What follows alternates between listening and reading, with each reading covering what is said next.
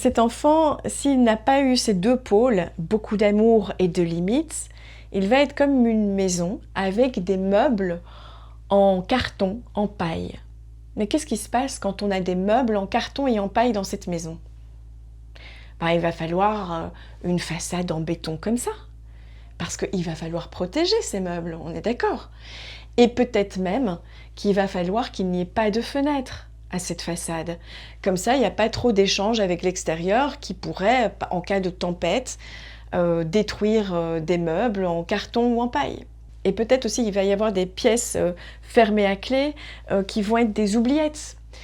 Je parle là plutôt de clivage, c'est-à-dire des enfants qui ont dû, pour leur survie psychique, se couper de leurs émotions pour survivre à la violence environnementale, que ce soit les parents, que ce soit des éléments à l'école, et qui ont dû se couper de leurs émotions, qui ont dû se cliver, se dissocier pour pouvoir survivre. Donc là, je parle plutôt de pièces dans la maison dans lesquelles on ne peut pas du tout rentrer, mais avec lesquelles ils n'ont même plus d'accès. C'est pas comme le refoulement, où on sait qu'il y a des pièces, mais c'est des pièces à débarras. On va quand même laisser tout le bordel dedans. Sauf qu'au bout d'un moment, si on n'ouvre pas ces pièces, qu'est-ce qui se passe? La poussière s'accumule, elle va passer en dessous de la porte et elle va peut-être envahir toute la maison.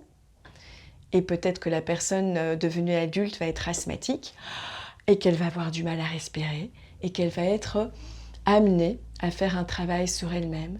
Et si elle ne le peut pas parce qu'elle est trop fragile psychiquement que pour pouvoir consulter un psy, alors elle va devoir épaissir encore plus la façade de sa maison.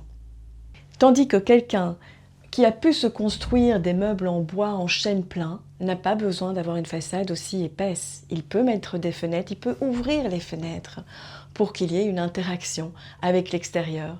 Et même si le temps n'est pas clément, c'est pas très grave. S'il pleut un peu à l'intérieur de la maison, on nettoie, on est aménagé de manière à avoir cette plasticité psychique, c'est-à-dire on peut être en mouvement, on peut même déplacer des meubles, décorer l'intérieur différemment.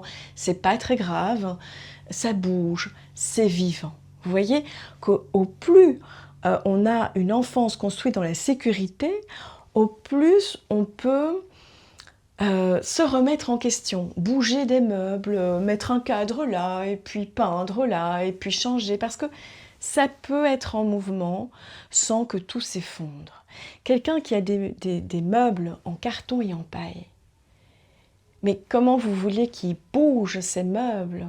Il aurait beaucoup trop peur que ça s'effondre, alors c'est pas conscient tout ça, c'est pas volontaire. Alors dans la psychose ordinaire, il ne s'agit pas seulement d'une grande blessure narcissique. Il y a une absence de structuration. Donc c'est pas seulement que les meubles de votre maison soient en carton ou en paille, c'est qu'en plus de ça, il n'y a pas d'organisation. C'est-à-dire que le lit va se retrouver dans la salle à manger, la table de la salle à manger va se retrouver dans la salle de bain. Vous voyez, il y a pas de structuration du jeu avec une instance de la loi, de la limite, du nom du père, comme on l'appelle, de référent, de ce qu'on peut faire ou pas faire, de ce qui est dehors, pas dehors. Et encore une fois, dans la psychose ordinaire, au sens lacanien, il y a pas, ces personnes peuvent très bien fonctionner en réalité. Je veux dire, elles peuvent encore une fois avoir des carrières brillantes et qu'on n'y voit rien.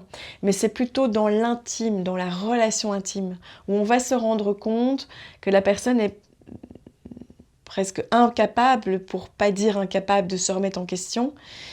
Ce manque d'humour par rapport à elle-même aussi. Le jeu ne s'est pas constitué de manière solide. C'est-à-dire qu'il y a un trou dans le symbolique, il y a une incapacité, si vous voulez, de distinguer clairement le moi de l'autre, le dedans du dehors, le possible de l'impossible. C'est un mode de survie par rapport à une angoisse archaïque profonde.